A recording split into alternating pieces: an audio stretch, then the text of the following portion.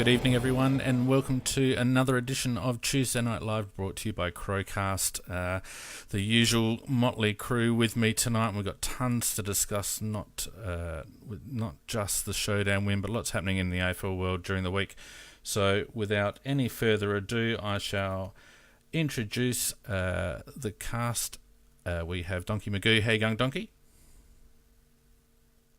And I'll just take you off mute. How you going, Donkey? Good to be with you. I have to have you on mute because you people are so undisciplined there that you've got chips and drinks and all sorts of shit going on in the background. Oh, you're a bit like Tex, mate. You're just not aspiring to leadership anymore. I'm voting for Pete. Yeah, okay. Macca, how you going, mate? Yeah, very good, thanks, mate. Good to hear. And Pete, of course, how you going? Good to be with you as always, mate. Very good. Look, tons to discuss, and I think we should probably crack straight into the news. What do you reckon?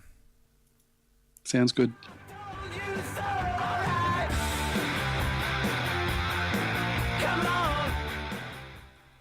What we got? Well, gents, really there's no other news in the AFL this evening other than the gaff suspension, and I don't know how closely you followed it. I certainly did via Twitter feed and some of the little bites that were released throughout the course of the hearing. Personally, I was pretty disappointed with the outcome. I think that 8 weeks was a little bit light on. I was hoping, I was of the Jared Waitley persuasion, I was hoping it was going to be more around the 12 mark, which I think would have sent a stronger message.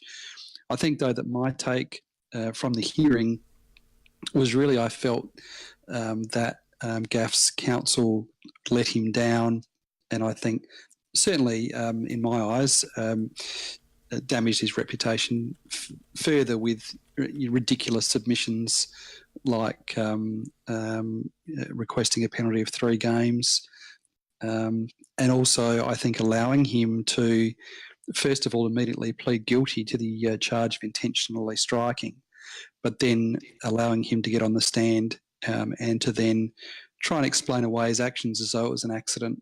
I think that, it's a tribunal, it's not a court of law, but the reality is that they're administrative proceedings, and they should have been conducted in such a way as that they were more professional, and that is that, when you plead guilty to an act, then you plead guilty to it, and you do not then go on and start talking about circumstances which would indicate that it was an accident. And I just thought he really, his counsel let him down right down the wrong path, because if you're looking to, save some character and be judged, as well as you can be by putting your hand up and owning up to it and pleading guilty, there's not much point then having owned up to it, getting on the stand and then giving a whole lot of excuses as to why it happened.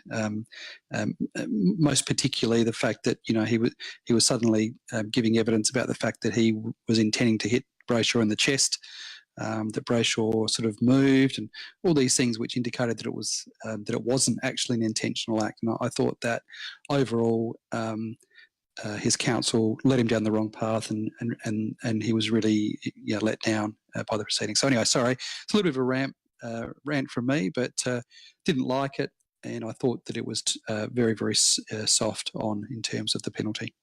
Yeah. I thought it was a balanced penalty, actually, in the sense that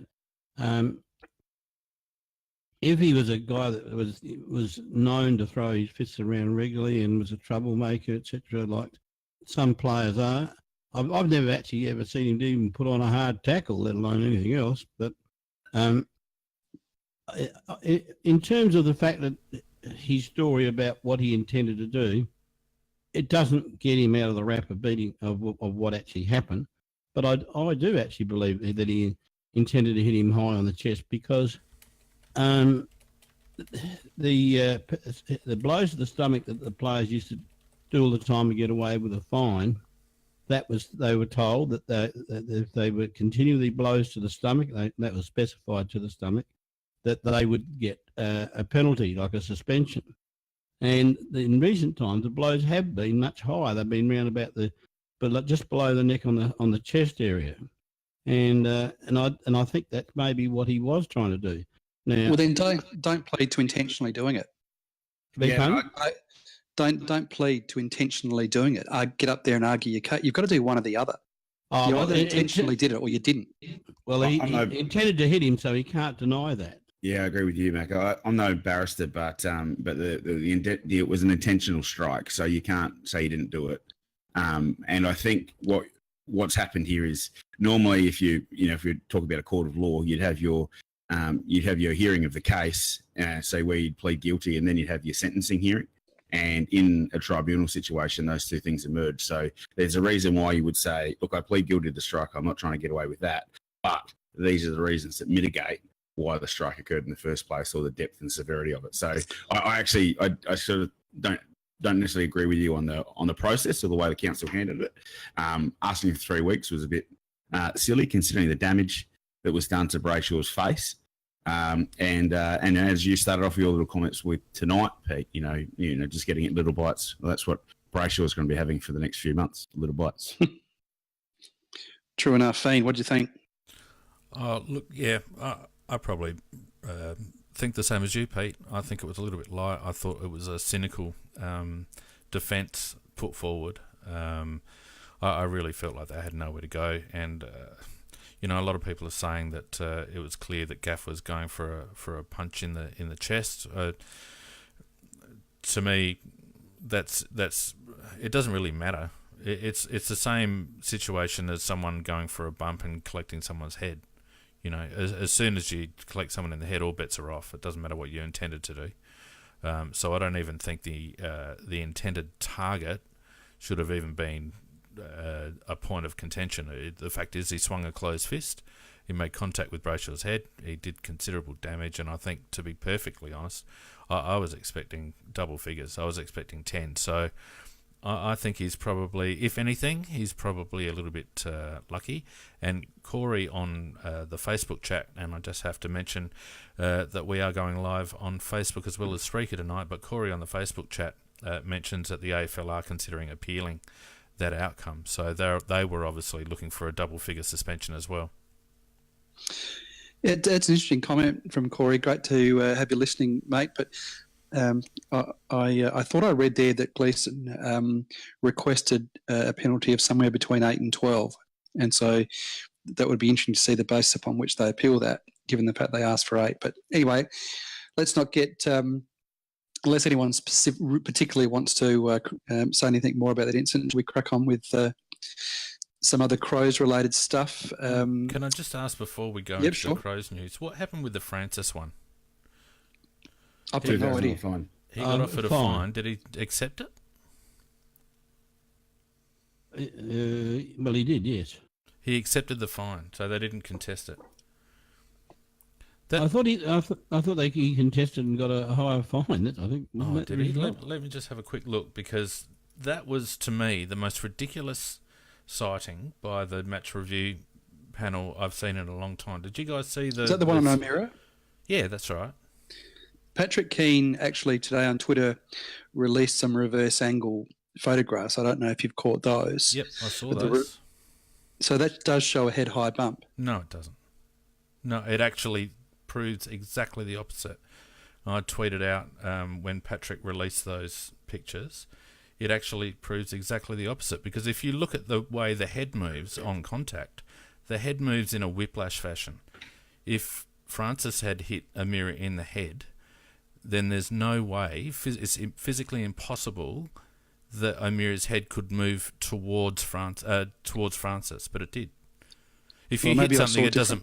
Maybe I might have seen different photos, because the photos that I saw showed that it looked to me, I'm looking at those photos, that there was high contact. You're talking about the 4 or 6 stills that he released? He released those yesterday. Four stills today. No, he released them yesterday.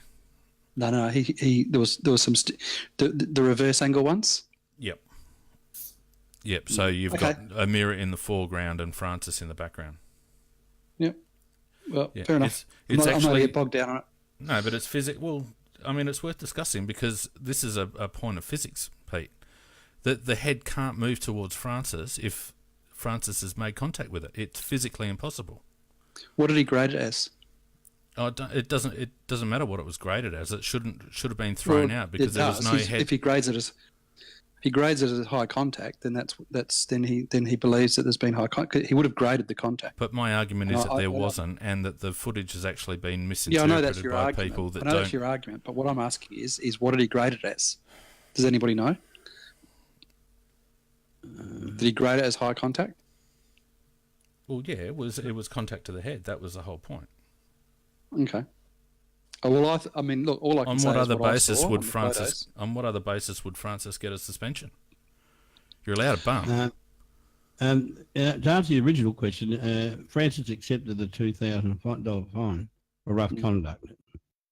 Yeah, that's actually a disgrace. We may as well stop the bump because not only is that a fair and reasonable bump, but if we've got idiots that can't interpret footage correctly, then what point is there in having something that's going to be contentious? Because I'll put it to you again that if you understand physics, then there is no possible way that head-high contact was made.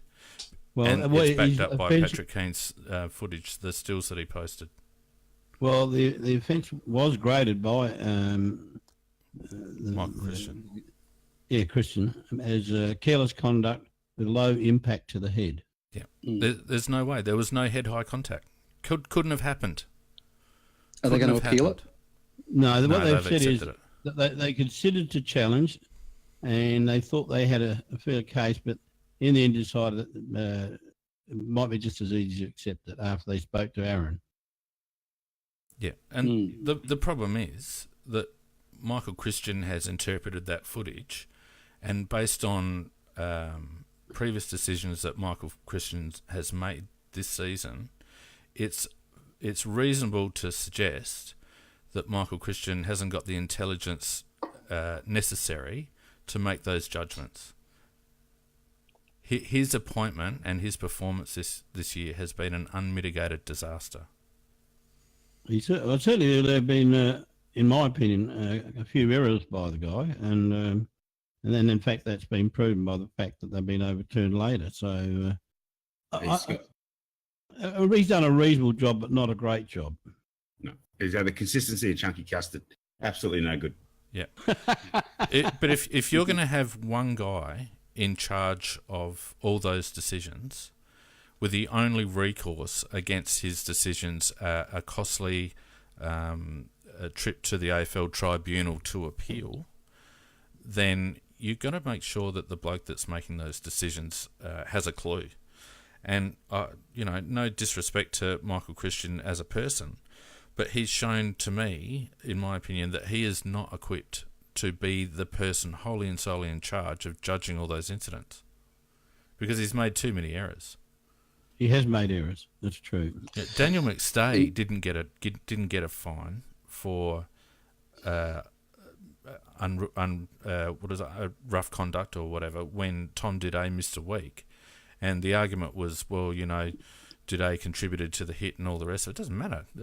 Like, the simple fact is that McStay's arm was swinging when it made contact with Didé's head, which means that McStay has failed in his duty of care. So, to me, there's too much inconsistency, and I think having an ex-footballer in charge of the MRP is no good. We need someone who has a bit higher standing in the community, an ex-lawyer or ex-judge or something like that, because Michael Christian's appointment and performance has been a failure in my view. Okay, so shall we happy to move on with some Crows talk? Yep. Sam Gibson announced his retirement today, which was a surprise. 130 games straight at the Kangaroos, and then of course bumped head on into the fitness program at the Crows and had a very injury-interrupted year. Yeah, but he had that Kanga Tech. We had that Kanga Tech program that he never would have seen before at North Melbourne. So, but anyway, look, only I think half a dozen games with us, but congratulations on an excellent career. with North Melbourne as well. Obviously, a great club man over there, and I'm sure he'll be back at that club, and they'll be around him. And I think probably one that got under our guard a little bit, and we've had a couple of messages about this, is that we didn't really congratulate Curtly Hampton on his career and retirement. And we should acknowledge Curtly, who has spent, is it 2 or 3 years with the club? Might be 3. 3, I reckon. Yeah. I think 3 years with the club, so that's not insignificant. And played a number of games for us. And I thought that on occasion played some pretty good football for us as well. And so congratulations to Curtly on his career, and we certainly wish him all the best in his life after football. Yeah, Curtly did certainly play a batch of 8 very, very good games at the beginning of last year before getting injured, and after that, our injury program took care of the rest for him. Yeah, it's unfortunate, isn't it? The guy that you thought, I certainly was a big fan of Curtly, and I thought he had the tools, and circumstances conspired against him, I think, and I don't think the events of the beginning of the year helped the situation either. You never know; he might bounce back and get rookied in a year or so. He might just need a bit of a break from everything. Bit of a pity. I'd just like to also point out that the power of social media. There's a guy that's just jumped onto our Facebook chat feed who was my best mate in late primary school, early high school, and I haven't seen Louis for about 34 years, and here he is sitting on the CrowCast chat. So there you go, the power of social media. It is. Facebook is amazing for catching up with old school friends. There's no doubt about it. Yeah, incredible. What else have we got? We got a milestone again this week after Bryce's 250th last week. We're probably the most important milestone of the year this year. Yeah, well, in terms of certainly games played with our club, David McKay obviously coming up for his 200th game, and so congratulations to him. It's an outstanding achievement to have played 200 games of AFL football, and we all know that he cops a lot of criticism on social media, and I'm sure there'd be very few of us that would be will have been immune to that. But at the end of the day, as I considered the other day, he's been through a number of coaches have come and gone in across David McKay's tenure, and each and every one of those coaches have made him pretty much a first choice player for the most part of his career. So, it can't be said that he was one coach's favourite or anything like that. He obviously earns his position, and he has, he's been with the club for a long time. And I mean, to me, he certainly played his better football in his earlier years. But you can't not congratulate a player on playing 200 games of AFL football. Well, can't argue that at all. He must have some ability to be able to play that many games. It's just that I think at times his form hasn't warranted his selection, and he's still been chosen. But in amongst all that, he has played some good football as well. Yeah, the DMAC for me, although very frustrating to watch sometimes, there's just always those sort of magical DMAC moments that he pulls out every now and again to go, gee, why can't you do that every time you touch it? And I'm thinking probably one of his last quarter goals last year against Hawthorn out of the G, where you just sort of see the jag when we needed him, and showed glimpses of the player that I always hoped he would be, but hasn't quite got there. But still, 200 games is a massive effort, and I struggled to run around the oval once, and I'm probably a couple of years younger than him. Yeah. Look, you can say what you like about DMAC, but you don't play 200 games for no reason, and just getting on an AFL list is an achievement when there's only 700 running around at that level, and for him to have the longevity and the resilience to make it to 200 games is a great achievement. He remains our most popular player interview ever. Our inaugural player interview, and I think that's probably, if he was going to be really honest, that would be his a real feather in his cap, and probably his crowning moment. Yeah, well, it's why I get up every morning, just for the weekly preparation for this show. What else have we got in the news, Pete? Anything? No, I reckon we I mean, there's a whole lot of stuff that was attached to the Showdown, so we could probably have a chat about that. Why don't we get into that? A bit of potential coaches' movements. Oh, yeah, let's just cover that quickly. Make a good point. Yeah, but Richie's stirring the pot, saying, for example, that Hart might end a crossover at Port Adelaide. Well, I am a little bit mystified with, are they happy with Hart or are they not happy with Hart to offer him a 1-year contract when he obviously looking for a little bit of security because his family still stayed in Melbourne because he was only on a 1-year contract this year. I think he's indifferent. I think they're indifferent, to be honest with you, Macca. You don't offer a short-term deal to someone that you value. No, that's what I'm saying. But if you know, why offer the 1 year then if you're not that happy with him? Well, because maybe you're hedging your bets. You keep him around. You can give him a development role. Maybe they think that if they get someone else in, that they can slip Benny Hart into the SANFL coaching role. Now that Ryan O'Keefe's gone, so they're probably just hedging their bets. It's one less position they have to fill. But they probably also understand that it's not ideal for him to have his family interstate, and they're probably saying, well, you know, this is the best we got, and we're not prepared to offer you enough to get the family over. So see how you go. And you know, I think it's rather hilarious that Rucci calls it poaching by Port Adelaide because, as I said, I think the Adelaide Footy Club are somewhat indifferent, and I think if he ended up at Port Adelaide, I don't think it'd be poaching. I think it'd just be a better offer. Yep, and the second coach in question is Franco, who the story is apparently that Jew is offering him a position as, I don't know what he would actually call it, but like his 2IC type situation. Senior assistant. Which would be senior assistant, which would be a promotion, which would, under the rules that they operate under, will allow him to break his contract with us and go there. Whether that will happen or not, I don't know, and whether we would be happy about it, I don't know. But it struck me as quite humorous in a way that if Hart went and if Franco went, the one guy that we'd still have is a Camporelli, which he's saying they want to get rid of. Well, he's on a 28-year contract, so only part-time though. Well, I mean, there's whispers about Peter Sumich. He's been linked to the club, obviously a very, very close friend with Don Pike, ex-premiership teammate with Don Pike. There's also, we've got Brett Ratton is on the market, or put himself on the market, and I think he'd be an excellent, or both or either of those gentlemen would be an excellent addition to our coaching panel. So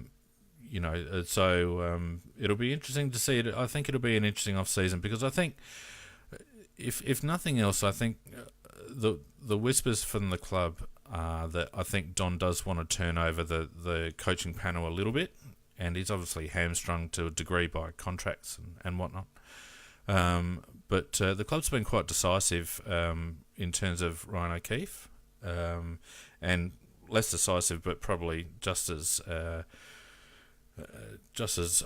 open in terms of their position on Benny Hart. So there will be some changes, obviously not the one that everyone wants, although if Scotty's going to stay part-time, maybe Scotty becomes the bloody SANFL coach, I don't know. But interesting times in the off-season, I reckon, on that score. Would certainly like to see Brett Ratton acquired by the club. I think he's outstanding. He was actually doing a reasonable job with Carlton before he got turfed, and obviously, from all of my research, a very highly valued assistant in at Hawthorn in that program for a number of years, and so I think he would be a great acquisition. Yeah, I totally agree with that because Carlton were at least a reasonable side when he was there, and I think didn't they make the finals? In the year he got sacked, yep. And then of course they gave it to Malthouse, who started the downhill slide, and then they've got the little fella that's there now who makes a lot of noise but no action. Well, he's a great teaching coach, apparently, Bolton, but I don't know what he's teaching him. It's not how to win games of footy. The other thing that Brett Ratton brings, as well as senior coaching experience, is Hawthorn system experience. And let's be honest, where Clarkson's got that team again this season is proof to me that he is an excellent coach and an excellent strategist. And anytime you can poach someone out of that system, I reckon it's a good time. So Brett Ratton would be the one I'd be hunting down and blowing the bloody luxury tax on if I was the Adelaide Crows. Yeah, absolutely. Totally agree. All right, so I guess we can, at this stage, just move on to some match talk, eh?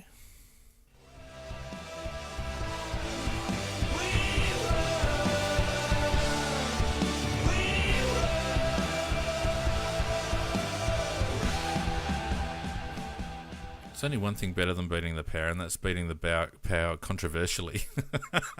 Oh, yeah. Love it.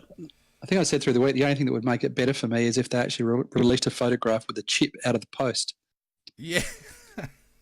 I would have loved to have seen that. It was a weird game of football, though, wasn't it? Because, if you were looking at it from a purist sort of point of view, you'd say that Port Adelaide played the better football. Oh, do you think? Most of the night. The way they moved the ball, they cut us to pieces, particularly in the first quarter. Statistically, we obviously had more of the ball, but I'm talking about looking at the game from a purist point of view in terms of playing, good to watch football. And when they did move the ball, they cut us to ribbons. Yeah, but it's only when they caught us on the outside, though, Pete. They were playing. Yeah, and they did it, and they did that plenty. Yeah. You're telling me they didn't play some good football? Oh, in patches, but I what about the first quarter when they kicked 5 goals against the wind? Well, I'm not saying that they didn't play good football, but what I'm saying is that no, they people listen for a reasonable analysis. You're telling me they didn't play good football in the first quarter when they kicked 5 goals against the wind, and we had absolutely no answer to them in terms of stopping their offensive output. Well, the only reason they scored 5 goals, Peter, is because we were playing too high at the back, and that was addressed at half time, and it dried them up. I mean, I think that from my point of view, we dictated that game from start to finish, and we continued to let them in the game. First of all, because of structure, and second of all, because of some poor forward 50 entries. But I felt like Port Power were completely reactive in the way that they played the whole night. They had seagulls sitting outside waiting for the ball to be fed out, and let's face it, that's the way Hinkley's got them playing. So they were that bad. They lost by 3 points. No, I didn't say they were that bad, but I'm not saying that they were any better, Pete. That's what I'm saying. You're elevating them. You're elevating them, and I'm saying it's a different. What I'm saying, you're missing the point that I'm making, and that's not that they necessarily played. They didn't. That they weren't outplayed at times by us statistically, and we had more of the ball and all those good things. I'm just saying aesthetically, I thought they played some better football to watch. No, I disagree. Yeah, I would agree with I disagree with you, Pete, on this occasion, because we won every stat by 20 to 30% more than they did. And what Felix said is totally right. We didn't have our press we didn't have our press totally right in the first half, and that allowed them to have those quick bursts over the top and get the easy goals. And it might have looked attractive, but that was actually... We were dominating, making errors, and then didn't have the people in the right place to prevent them doing a quick rebound for a goal, which made their goals look quite attractive. But also, so you agree? It made those goals look attractive. It doesn't mean to say they played better. I didn't. Or more attractive. You know what? I'm going to just withdraw this whole because nobody's understanding what I'm saying. So we're understanding. So we'll move on. Well, Mac has just agreed with me. And then he's trying to say that, so anyway, I'm going to withdraw it. We'll move on. Whatever. Yeah, I think you're arguing semantics, Peter, and we don't have to move on because there's 4 of us in the conversation. So there's a difference between us making them look like they're playing attractive football and them playing attractive football by design. And it's very easy to look good when you're seagulling outside the contest and just waiting for the ball to rebound out of a very that's back 50. That's fair analysis. But my original point was that they played at various times played more attractive football than we did, which you both just agreed with. So No, that's fine. neither of us agree with that. And whether that was because of our bad play, your training, or Peter, whatever. should allow you to recognise the difference between what you think we're saying and what we're actually saying. No, I know that.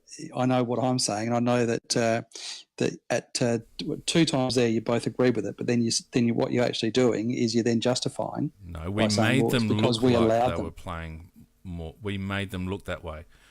Yeah, it probably is a semantic. It is because so apologise, Pete.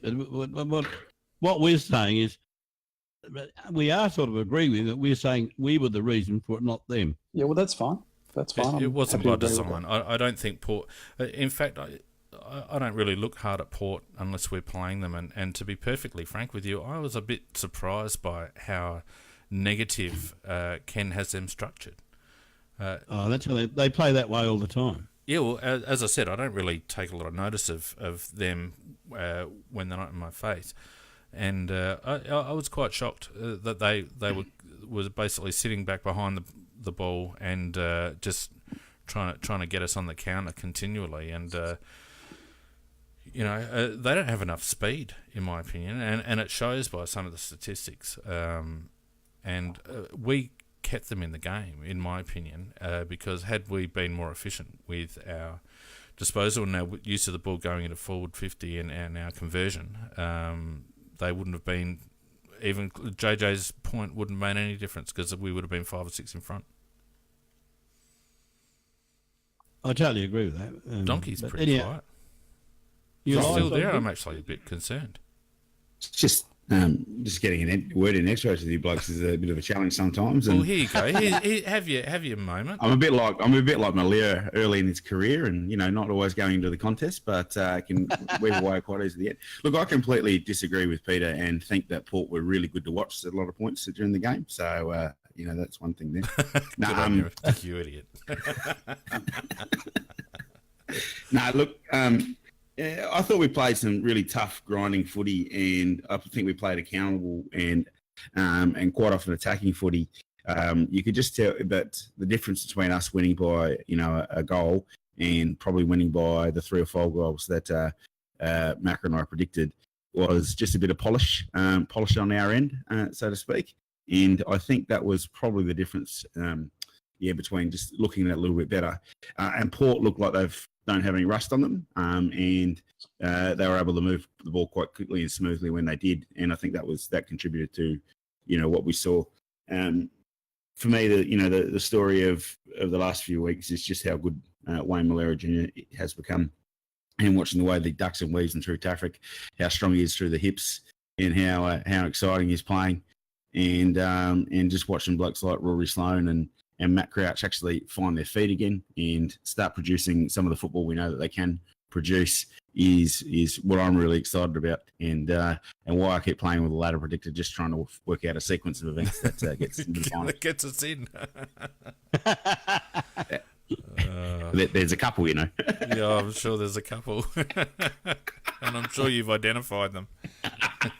Yeah, round 23 could actually be very exciting. There's 3 games that could, if the next 2 weeks go the right way, there are 3 games that could either knock us out or elevate us into the 8 if we win through in round 23. It's amazing. It's crazy.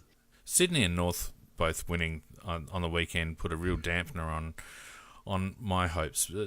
Not for any other reason that those results had to go our way for us to continue to be in with a real chance because of our percentage situation. And North, and the gap suspension is probably going to hurt us. Well, that's right, because it weakens West Coast, and we need West Coast to win a couple. Yeah. I don't know. I mean, I've tried to work a few of those scenarios too, Donkey, and I need to have quite a bit of alcohol before any of those ones that make us sit in the 8, actually seem feasible. I wake up in a state where that's still okay, so I can take it early in the morning.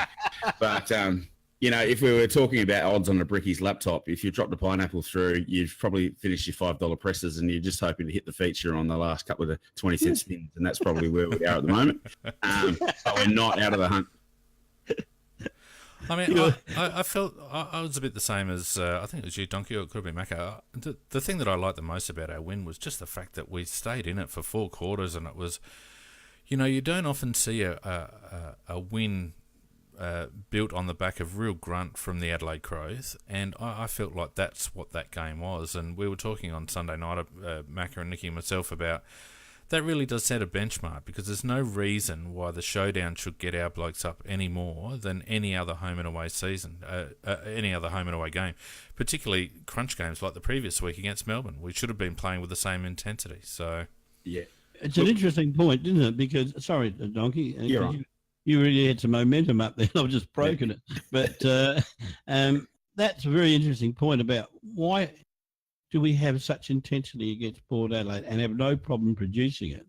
And yet against Melbourne, when it really was, there was an 8-point game, really. And we just didn't have the same intensity. Hello? Now's where you speak, Donkey.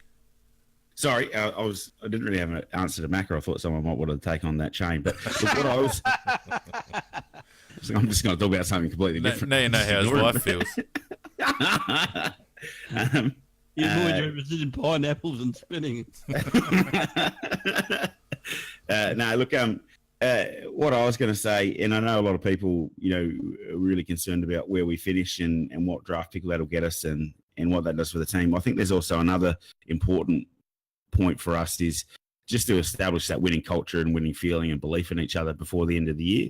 So you go into the off-season trying to achieve something, not going, we're back at square one. I sort of equate it to, I don't know how many of you fellas play golf, but I'm not very good at it. But I usually have one shot around that I go, gee, that was good. Gee, that was good. I'm coming back. Exactly. So, a few solid performances at the end of the year, I think, just that little bit of hangover at the end of the year that we want to keep pushing, keep going hard. Great point by PJ Crows in the chat about answering that question about why we couldn't repeat the effort against Melbourne. Well, plainly Melbourne are a far better side than Port Adelaide. Yeah, but I don't think your opposition dictates your effort, Pete, does it? Oh, of course they do. No, of course they do. Melbourne are a far better side than Port Adelaide. But that doesn't stop you from what you're saying. There was effort. No effort against Melbourne. There was less. There was of less course there was grit. Effort. There was less grit and determination against Melbourne than there was against Port Adelaide. Oh, bullshit!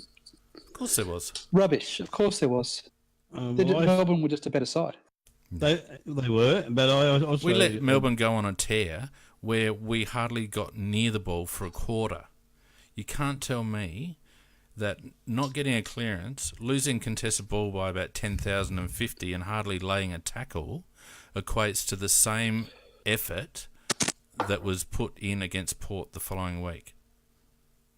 Yeah, I think the stats indicate that I don't believe that we did put in the same effort, and obviously the quality of the opponent dictates the result, but it shouldn't dictate the amount of effort you put in. And things like contested ball and tackles and all those types of things, I don't think we performed anywhere near as well in those areas as we did against Port Adelaide.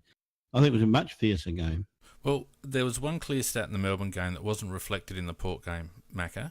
And if you cast your mind back a couple of weeks ago when we were talking about on the Wrap Show, what happened when Melbourne challenged us halfway through the second quarter is that we, rather than taking the game on, we decided to play keepings off, and our uncontested possession count went through the roof.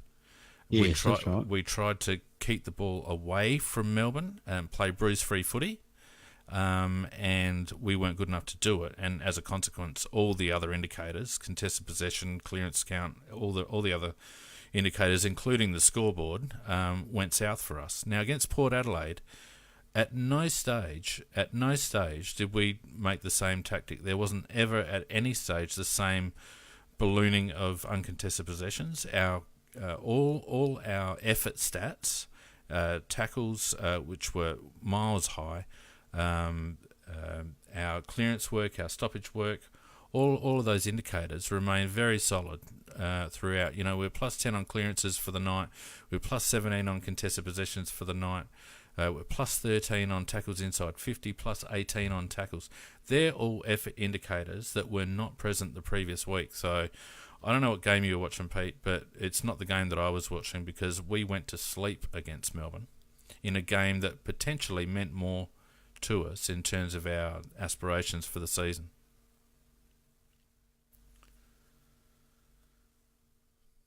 Yeah, I think our disappearing in the middle of really important matches is something that's plagued us over the last few years, and the sooner we come up with an answer to that, the better. And maybe if that chipping around and trying to maintain possession was a tactic to try and stop that, we've tried it, didn't work, and let's find some better ways to mitigate that. We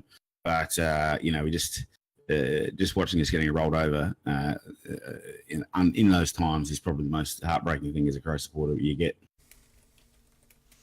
Yeah, Well, no, look. can't argue. No, you're right. I can't argue with it all. And I thought, the Melbourne game was a critical game for us, absolutely critical. And I know that they played the better football, but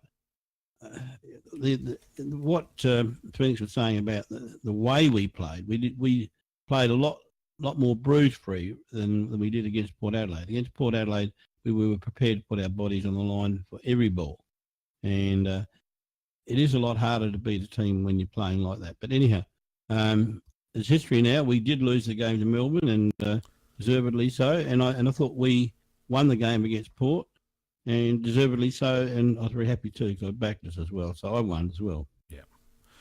Yeah, and we can't, I guess, move on to the Giants game before we just quickly address the Josh Jenkins situation. My own personal view is that You're breaking up a bit.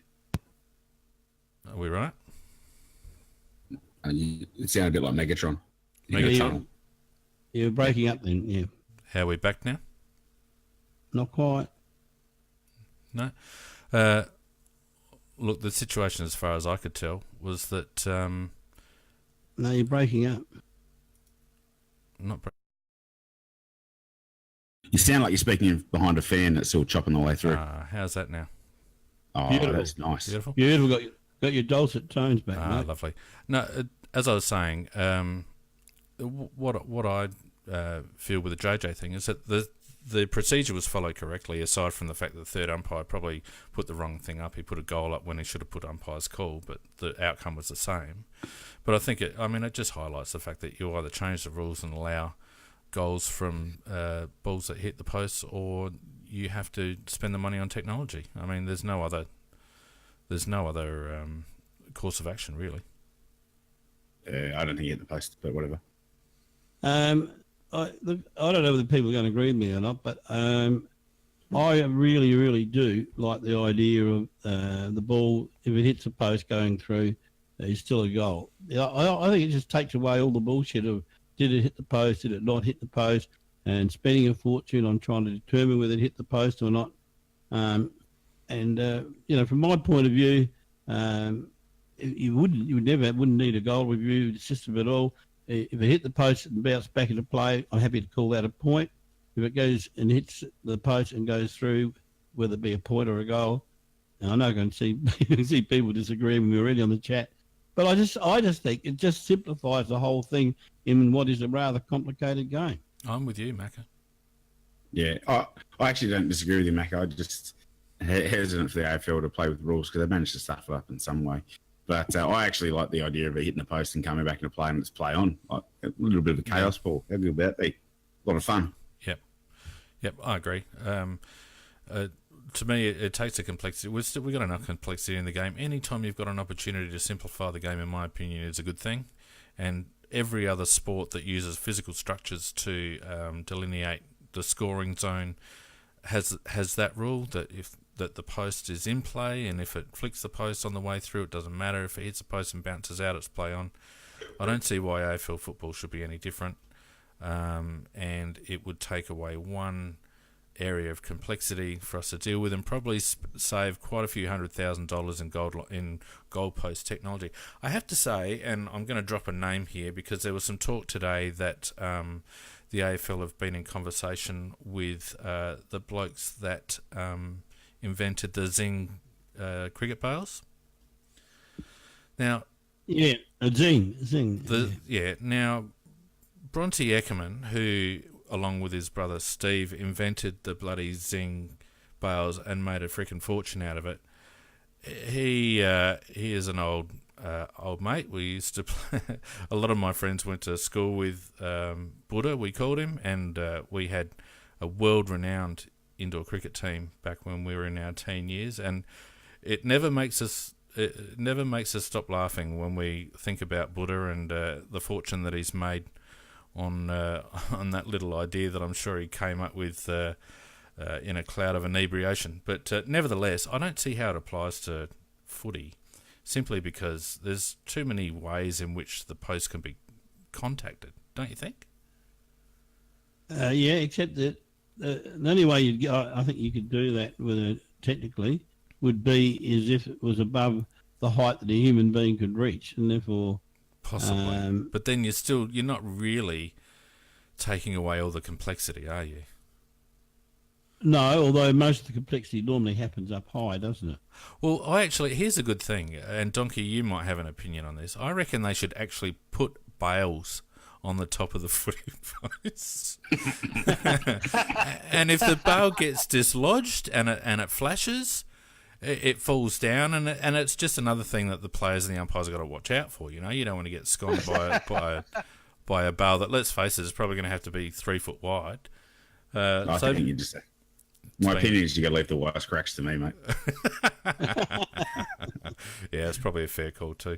Hey, look, let's move on to the Giants game, because it looms as another very important match for us on Saturday night at Manuka.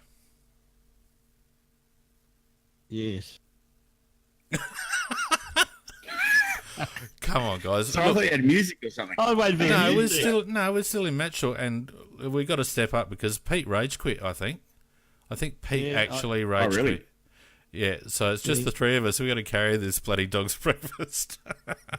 Well, when the cat is away, the mice will pluck. Come on, Donkey, you got to step up. Yeah, thank God we got you. Thank God we got you, Donkey. Well, look, Canberra's a wonderful city. I'm not sure if a lot of people have had time to get down there. Autumn leaves nearly all the time round. You can go visit the museums. It's a lovely place to be. Also, really cold. Yeah, it's only really bad if you have to stay. Look, this is going to be a really tough game. The GWS midfield is really quick, and they're really silky, and they're really starting to find their form now. I feel that if we're not 100% on our A game, then we are in a world of trouble. And but in saying that, I think that we will be, and we're gonna power on through. But I think that this is probably the most dangerous game we've got for the rest of the year. There's only 3 of them.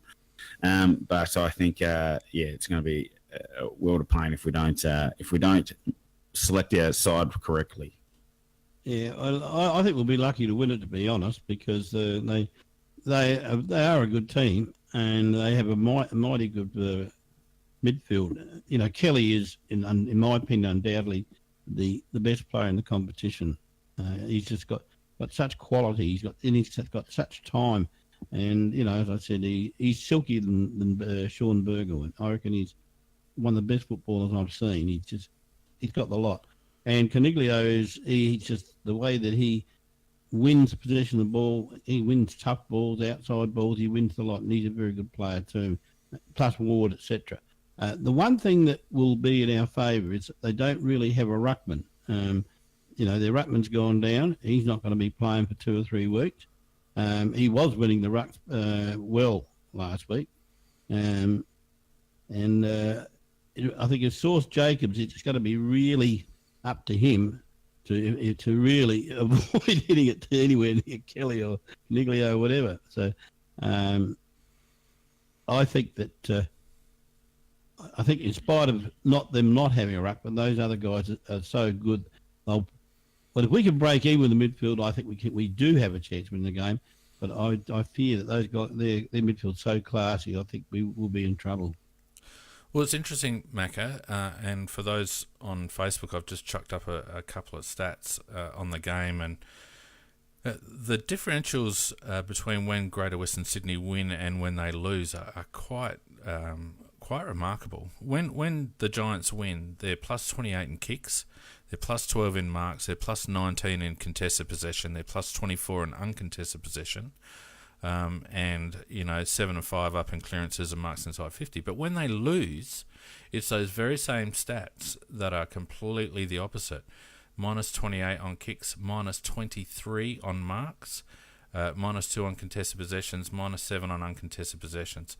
So, to me, the key to beating GWS from a statistical perspective is denying them the ball and winning the aerial contest. If you deny them the ball, their uncontested possession immediately dries up. Their marking stats go through the floor, and they don't tend to win the game. Well, the only downfall with what you're saying is that the fact of the playing in Canberra at night time in the middle of winter, with the forecast is -3 for Saturday night. Who scheduled that disaster? My God. Well, that's actually one of my smacks coming up, that very point. What lunatic would schedule a game in the dead set middle of winter at night time, let alone in the daytime? And when if you look through the forecast, every night is either freezing or minus. Yeah, it's just it's madness. Absolutely. Well, what's happened is that they've put it through their little fixture machine, and because it's not a big Victorian club, no one's jumped up and down. It's just the Giants and bloody Adelaide. So who cares? So they haven't even looked at it. Because I can tell you right now, if Eddie had got the draft of the fixture and seen Collingwood playing GWS at Manuka on a Saturday night in minus degrees, there would have been a stern attendance at AFL House, and that fixture would have changed. Absolutely. So, I mean, just following up from that, just quickly, when we win, the stats are ridiculous as well. When we win, we're plus 39 disposals, plus 11 marks, plus 16 contested possession, plus 25 uncontested possession, and surprisingly minus 4 on rebound 50s. When we lose, we're minus 45 disposals, so that's an 84 disposal disparity between when we win and when we lose. We're minus on marks, we're minus 15 on contested possession, so there's a 31-point differential there. We're also minus 34 on uncontested possession, so that's a 59 differential there. And minus 9 on inside 50s, and plus 3 on rebounds. So when we win the rebound 50 count, we tend to lose the game. So GWS are going to be trying to deny us the ball by getting first use. They're not great in terms of their ruck stats. They're only middle of the road from a ruck point of view, although they did it right last week. So they'll be trying to deny us the ball, and I think we'll be. I don't think you'll see us zoning off on GWS. Certainly, I think for us to win, we can't afford to hang back against GWS. We've got to show that similar intensity than that we showed against Port, and be up in their grills a bit, because the way to beat GWS is to stop them having that uncontested ball on the outside and taking uncontested marks. That's what the stats say, anyway. Well, once you let them have the ball uncontested and not putting pressure on them when they're disposing of it, they are very good users of the ball, and their midfield runs both ways too. That's the other thing they've got going for them. Yeah. Is they have a very good work rate, and then of course they have good players up forward, but we're lucky one of their key players is out there, and they've actually got about 4 good players out. But having said that, they are a quality team, and I don't think we'll win. That's what I think, anyhow. Yeah, no, look, I was going to say I don't think this game is beyond us. I think that our ball movement, when it's on and when we're playing for each other and moving off the ball and putting in the hard work that's, as I said, off the ball and not directly as a carrier, that's when we play our footy that can beat anyone in the competition. And I don't feel like GWS like the tough in and under pressure. And if we bring the tackling, we bring our ball work, and we actually have the confidence to play, we can outplay them. It's just about which Crow's turn is up, whether it's going to be the Dr. Jekyll or Mr. Hyde's, and that's the bit of consistency that's worrying me at the moment. The thing that I did like out of the weekend just gone against Port was it seemed to me like a 4-quarter effort, and I haven't seen too many 4-quarter efforts for a long time. If we can maintain a 4-quarter effort against GWS, I actually think we'll get the chocolates, but it ain't going to be easy. Also, I don't think we can play the if McGovern's back. I don't think we can play McGovern, JJ, and Tex in the same forward line. I think we need to be small. God no. Selection's going to be really interesting because it's going to be greasy and wet, and I don't think that configuration has worked all season for us. No, it hasn't. It hasn't. In fact, I think we looked our best when we had that small forward line. Yeah. We really looked dangerous every time we went forward. Look, I think the other thing that people have overlooked perhaps is that Monica is a similar size in dimensions to another of our bogey grounds. Is that right? I don't know. The MCG. Isn't Monica as wide as the MCG or close enough to it? I have a feeling it might be. But, I mean, notwithstanding that, GWS play Monica very well.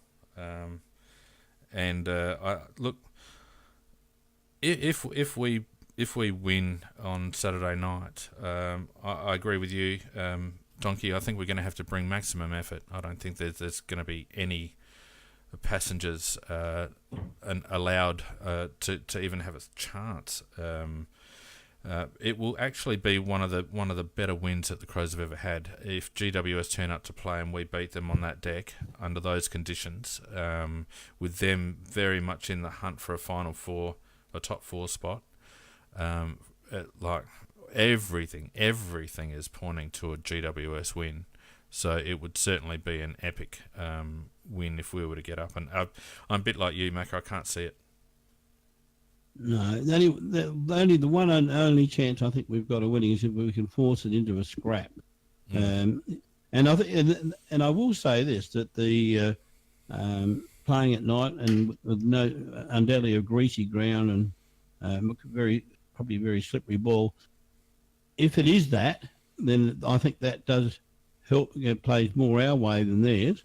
But if the ball can be moved pretty easily, I would say that they've got a very good midfield. If that gets on top, we'll be gone, as I would say. But if we can make it into a contest, a physical contest, then we've got a chance. What's the word on Talia? Donk, have we heard anything on Talia and whether he's going to get up this week?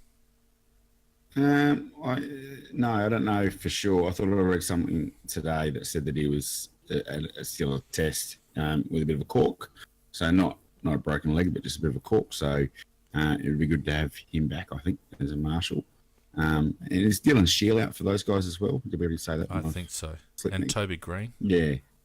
Yeah, Dylan Shield and Toby Green are 2 big outs for them, so I think that's good for us. The reason I asked about Tales is that without him, we may be quite stretched down back. They'll have to bring in an Andy Otten and or McGovern down back, or McGovern perhaps. But they've got some tall timber down there that we'd have to cover. So yeah, as DSG points out in the chat, we haven't played the Giants at Monica either. It'll be our first trip to Monica, I believe. I don't think we ever played North there when they were playing there, and certainly none of this squad would have played at Monica for premiership points. So, yeah, unfortunately, I think the Giants are actually going to get hold of us a bit in the end. I think it'll be a bit of a scrap for a while, but I think they'll end up winning by 5 goals. What do you reckon, Don? Look, I think the Crows by 2. Matt? I think... oh, sorry, Donkey, go on. No, I was just going to say that I think that we are building every week, and for some reason it seems to be when it seems that everything's against us, that's when we seem to pull out our best footy. So I'm backing us in. Mac? Well, you get $3, yeah. Just checking up on the side of the oval. Adelaide Oval is 123 wide, and the Manukau Oval is 138 wide. So, but it's slightly not as wide as the MCG. I think we'll probably get done by around about 3 to 4 goal. I think about 3 or 4 goal. And I'm not saying we can't win it, but I'm saying that's what I think will happen. Yep. All right. Well, look, that's the upcoming match. Now on to the important stuff. Donkey, we've got some competitions to talk about.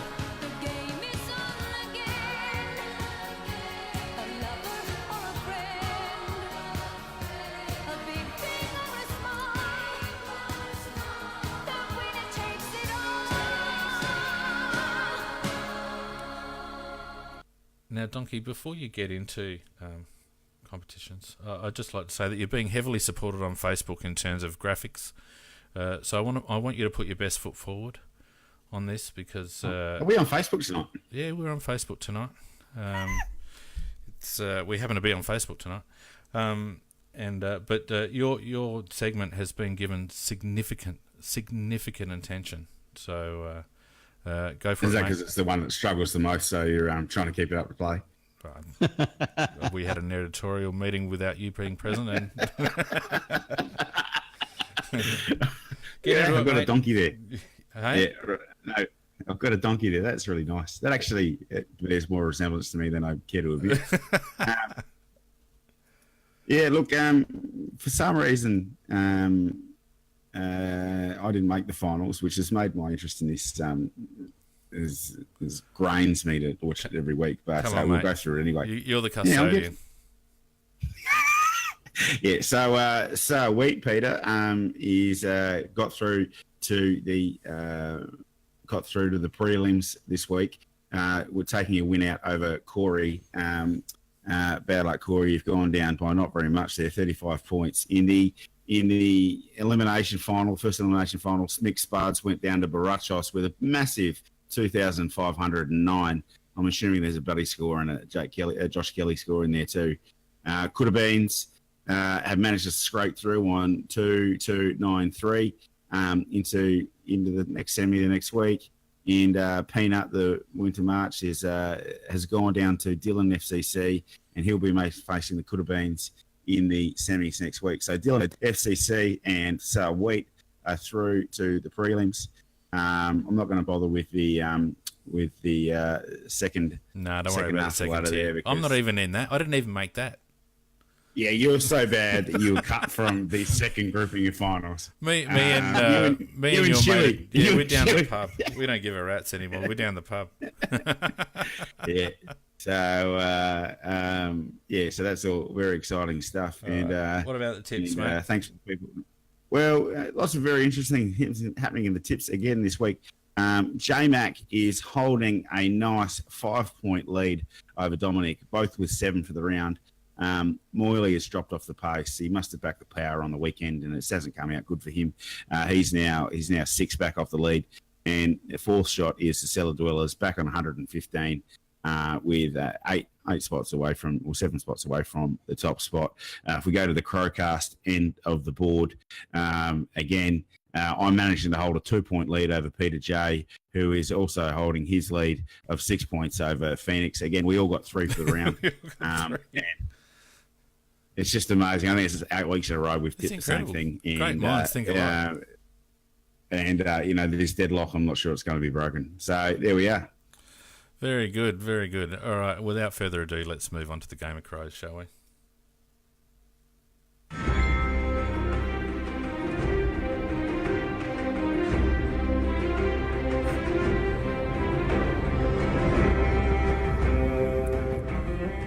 Now, look, I'm going to fall on my sword with regards to Game of Crows. And it's quite an appropriate analogy given how many people fall on swords in that bloody show. But I don't think we've done Scorpus justice in terms of taking over the custodianship of Game of Crows this season. It started off with a bang, and interest has waned to the extent that I think we only had about 6 or 7 active entrants last week. Now, that could be because of lackluster presentation by myself, and I'm willing to wear that, Donkey and Macca. Yeah. It Well, may that's also... good, mate. And And I think your couple of weeks retreat away overseas for a little while was good for you to have a bit of that self-reflection. We're really proud of you, mate, and the progression you've made. Well, I played the Richmond theme song quite extensively during that time. Look, I think also people might be getting turned off by the fact that there's quite a big margin between the top and the bottom, and that was because we had a couple of rounds where we were not doing the 3-2-1 points, but we were doing margins and that sort of stuff. Rest assured, CrowCast, Game of Crows enthusiasts, we will be having one or two more rounds that will even up the score, and basically everyone that is who has played Game of Crows still has a chance. We have Peter J on top. He's of course not eligible, being a CrowCast member.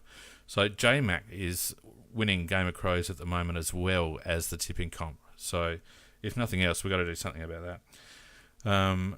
This week it is Pressure Axe. So we will be doing a standard 3-2-1 on Pressure Axe.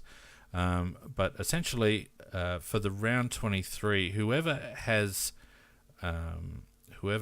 made an entry during the season will be eligible for the bonus round in round 23, which will go towards giving everyone basically an opportunity to win Game of Crows. So go to our website, aflcrowcast.com, to have a look at the full leaderboard. As I said, this week is Pressure Axe. Last week's winner escapes me just for the moment. But as I said, not many people actually entered. Not many people actually. It was, what was it? It was turnovers, wasn't it, I think? Anyway, the Game of Crows leaderboard is... it was turnovers, yeah. Yeah, it's up to date on our website, so go and have a look. Pressure Axe this week. Don't be discouraged by your standing on the leaderboard. Everyone has a shot of winning this thing. Macca, I think we better send it over to you now. What do you reckon? I am, oh yes I am, just a grumpy old man. That's what I am, and I really don't care who knows it. I don't vote politicians. Well, we'll start off with this week, and I'm giving my suite this week to Josh Jenkins. Early this year, in previous years, we were all correctly criticising him for a lack of effort, no risk of his body, lack of intensity, happy to be a seagull, picking up chips at the back, etc., etc. Same old comments, but obviously the club had a bit of a word to too, and he stopped a lot of his media commitments, and he's really put in. And the showdown really illustrated just how much JJ has turned his game around. You could not have asked any more out of the guy than his effort in the showdown, and I think our win there, he contributed as much as anybody else did, and I just there wasn't one incident where I could have said that he could have put his body in a lot harder. So big sweep to JJ for a very good game, and also changing the way he plays the game altogether. A bit of a surprising smack is Ken Hinkley. Ken, I heard your little diatribe after the game, and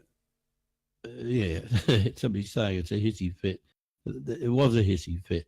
And you made an assumption in that hissy fit that it was only a point, that it was not a goal. You don't know whether it was a goal or a point, but you, like bloody Cane Corns, like bloody Rucci, to you, it's a bloody point.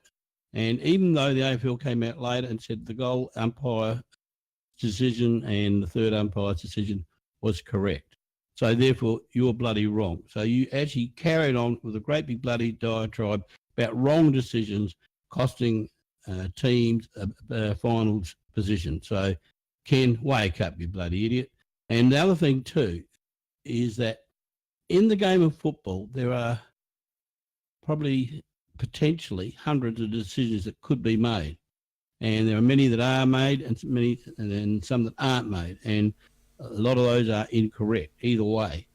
And for you just to single one out, then to carry out like a bloody pork chop because you lost, bad luck, mate. Big smack on the head for you.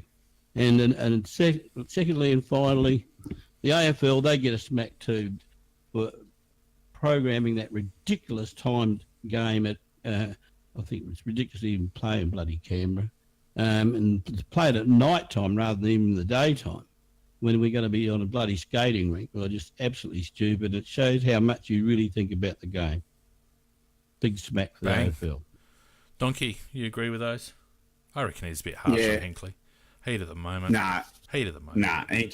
Hinkley. Oh, no, I don't think it's harsh on Hinkley because I don't want to put any more pressure on him. But Hinkley is the epitome of why that club is going to remain in the gutter for the rest of their eternity because of his weak, lily-livered way that he whinges about everything that doesn't go his way, blaming the players, blaming all this, blaming all that. And he hasn't done anything. You had the little spike, the same as Sando did right at the start of the career, and absolutely done nothing with apparently the greatest list that's ever been assembled. What a spud of a coach. What a spud of a man. What a spud of a team. And I'm so glad we beat those guys last week. Oh, yeah. Speaking of spuds, and I'm surprised, Macca, that this got through to the keeper on you, David Koch coming out on Monday on Sunrise and saying that if it had been a Port player, the Port Adelaide culture is such that if it had been a Port player, he would have actually informed the umpire that the ball had hit the post. And this is the president who presides over the club that includes such Olympic diving experts as Robbie Gray and Chad Wingard and Westhoff and a couple of others. Yeah. The only club that challenges Geelong and to a lesser degree Western Bulldogs in terms of milking free kicks, it's bloody Port Adelaide. And for Kochi to have the hubris to come out on national television and try to suggest that Port Adelaide has a clean skin, always play by the rules, will walk rather than wait for the umpire's decision, a la Adam Gilchrist. Not a chance in hell. He's ignoring 100 years of history that suggests and proves exactly the opposite. To me, that's massively smack-worthy, and I'm sure that Nicky will be chucking a bit of a cockwomble his way on Sunday night, Mac. What do you reckon? Yeah, he was definitely talking out of his arse, and he deserves one. And also the two divers that you were talking about. I mean, you can put those into the Olympics. The quality of their diving is so refined by now. It's been practiced out often. Yeah. Well, it was telling. Sorry, Dunk, go on. No, I was just going to say, and the other one that's not really a smack, I think he deserves a sweet, is Charlie Dixon. I reckon he should have won the Showdown medal for us. He is such a spud. See, that's why you get the humour. That's why you get the funny bits. Well, I watch him every week and go, mate, aren't you supposed to have come on by now? I mean, what? Who walks around 8 foot tall with a beard like that, looking like, an angry biker's uncle? And then does absolutely nothing. He is the epitome of that club. Fake tough. They are so fake tough. When he flinched, when Fogarty bumped him in their preseason, I just thought to myself, that is you, mate. You are nothing. You are a big, big wussbag. Oh, Donkey, love your work. Yeah, love your work. All right, guys. Well, look, we better wrap it up because it's been a long show. We've got some internal issues, I think, that we have to deal with during the week. Look, don't forget, you can like us on Facebook, follow us on Twitter, AFL CrowCast. You can go and visit our website, aflcrowcast.com. If you're listening to us on iTunes, please give us a review. And, of course, if you're feeling generous, there's a donate button on our website that you can also click. There's 100,000 ways to listen to us. If you're listening on Facebook at the moment, there's a million ways to listen to the CrowCast now. Now you can watch us on Facebook as well. So thanks everyone on chat for joining us. Thanks to those who joined us on Facebook. Thanks Donkey. Thanks Macca. Thanks Pete if you're out there somewhere. And we will see you on Sunday for the wrap show. Good night all. Yep. Good night all. Night.